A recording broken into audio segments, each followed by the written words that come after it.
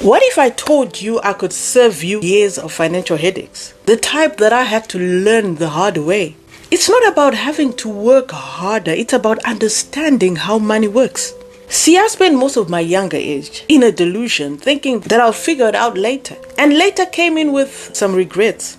Lost opportunities, bad investments, and not the best money habits. But here's the good part. I've now learned what not to do. And today I want to pass it on to you so that you can skip the chaos and fast track into financial freedom. So before you scroll away, this might be the 15 minutes that completely transforms the way you see money. You want freedom? You want to wake up and not having to worry about having enough. You want to be able to travel, you want to be able to give, you want to be able to invest and build something lasting. And if this sounds like you, keep watching, because every tip that I'm going to be sharing with you is going to be a step closer to that kind of life. And if you are watching me for the very first time, hey friend, my name is Sandy Chinogre and I help entrepreneurs transform their mindset and attract your dream clients. Cool, so let's dive in. Lesson number 1. The first lesson that I learned, which I wish someone had taught me in my 20s and in my 30s, is that money is energy, it flows. I want you to think of money like this. It's not something that you hoard or something that you chase after. It's like water. It's supposed to flow. Just like the way water flows on a river bank, that is how money is supposed to be flowing in your life. Have you ever noticed when the river is flowing, it nourishes everything that is around it? It nourishes the environment, the plants, the trees. Anything that is near the river bank is nourished because the water is flowing. So that is how money is supposed to be flowing in your life. When it flows, the people in your life, the people around you are supposed to be nourished. When the river is flowing, when the water is flowing and it's blocked, it becomes stagnant. So that's the same way with money. When you block the flow of money, it gets to be stagnant because it is supposed to be flowing. It is supposed to be flowing. So in a nutshell, that's how money works. When you hold it tightly out of fear, it just completely stops flowing. But when you learn to trust that when I give this money away, or when I invest this money, or when I put it to good cause, it's going to come back to me. It's going to flow back to you. But when you hold on too tight out of fear, it stops flowing. But when you learn to trust and let go and just say, you know what, I'm going to invest this money. I'm going to give towards a charity. I'm going to help the people around me. You are actually helping that money to circulate with a purpose. It's going to multiply and flow back to you because that money is in circulation. You have not blocked that money. You have not hoarded that money in fear. You've allowed it to circulate back to you, multiplied. Lesson number 2, I learned that don't just save money. It's all good to save money. I'm not saying don't have savings. But what I'm saying is don't just save money, invest it. Because saving alone will not build wealth. I used to think that saving money would make me responsible. It does make you responsible, but it doesn't create financial freedom. Because the thing is, savings don't actually grow at the same rate at which your monies would grow when you invest them. Whether you decide to invest in properties, in business, or in education, make sure you invest in things that actually multiply. Because even the Bible says, cast your bread upon the waters, for you will find it after many days. So you see, do not be afraid to invest. Do not be afraid to cast your bread, which is your money, your finances, in investment. In other words, what you release wisely will be multiplied and come back to you. Lesson number 3. Financial literacy is freedom, because this is the one foundation for everything else that we have talked about. Because financial literacy is absolute freedom. And I wish I knew this in my 20s, that you need financial literacy. I don't even know if I knew there was a thing in my 20s like financial literacy. I'm going to keep this real.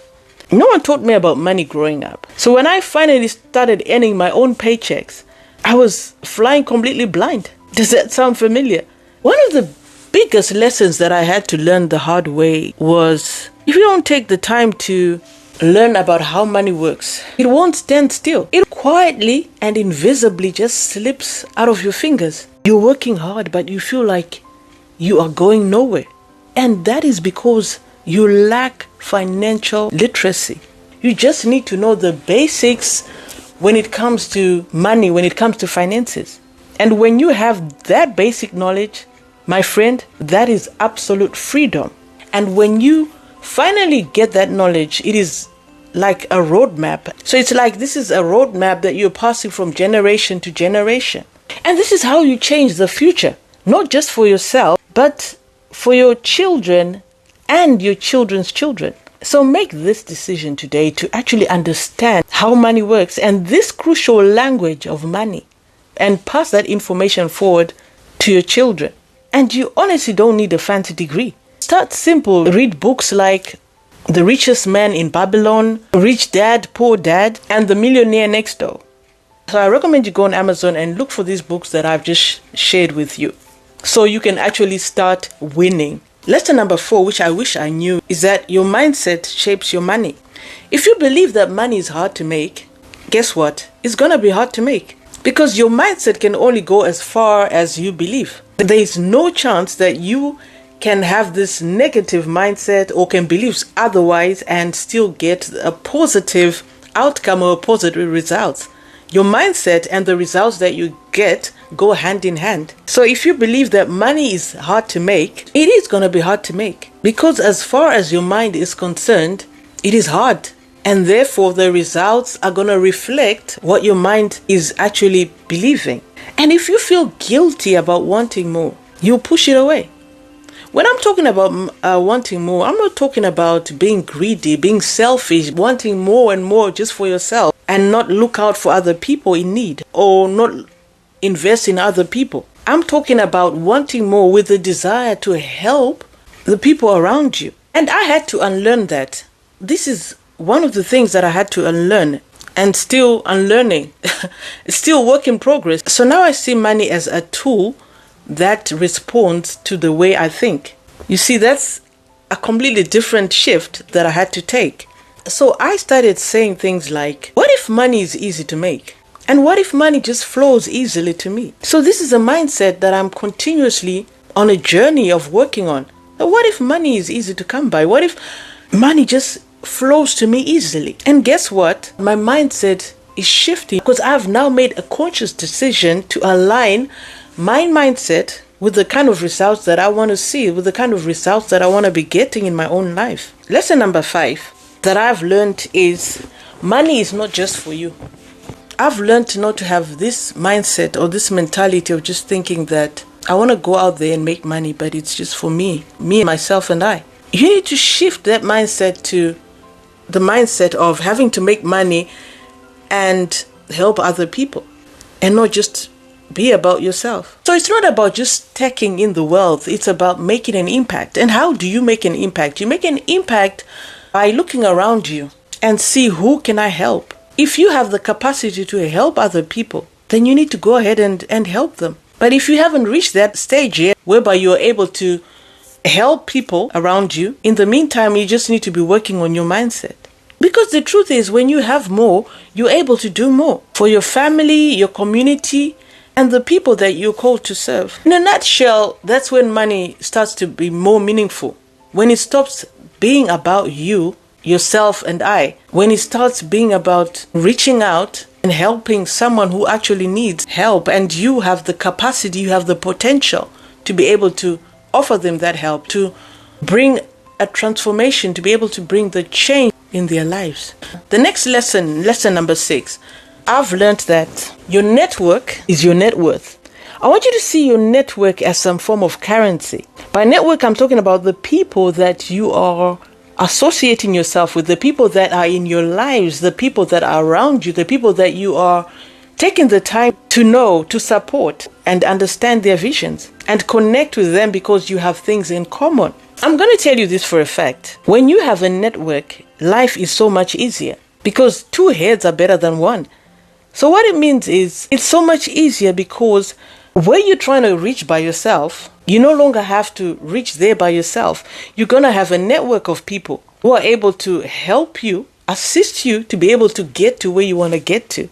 Because the truth is, connections change the game. You'll be surprised that some of the best jobs, some of the client referrals are not always posted online. And it could be within those people, that network of people that you know, who might know that information, which is not in the public domain.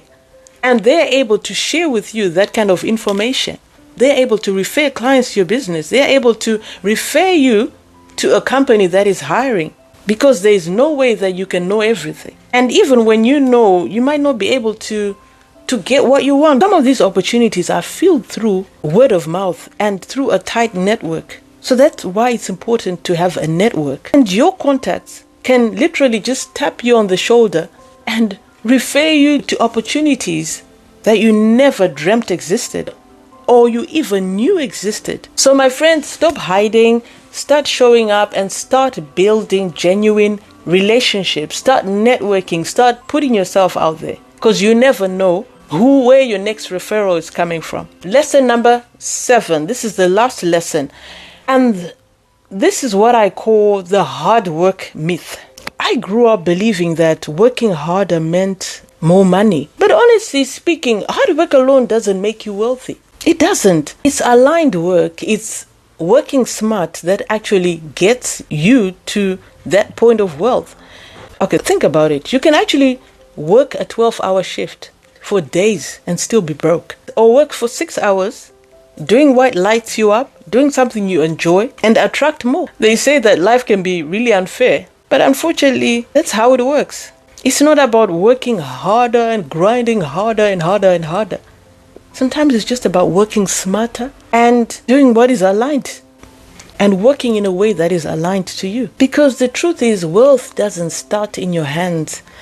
It starts in your mind. And as the sooner you get that, the quicker you start seeing a shift in your life. When you get to a point whereby you realize that it doesn't start here, it starts in my mind, then you're going to start seeing the shift. Like they always say, poverty is all in the mind. Here's the thing that no one tells you. That is, money lessons aren't really about money. They're about how you see yourself. So if you see yourself as capable, you see yourself as wise, and you see yourself as someone with a calling, money becomes a tool. It's no longer a test, because you've shifted the way you think, the way you see money. So tell me, what's one money lesson you wish you knew earlier? Drop it in the comments. I really want to hear from you. I just want to know, what is that one money lesson that you wish you had known earlier in your life? Since we're on this topic, I want to ask you something.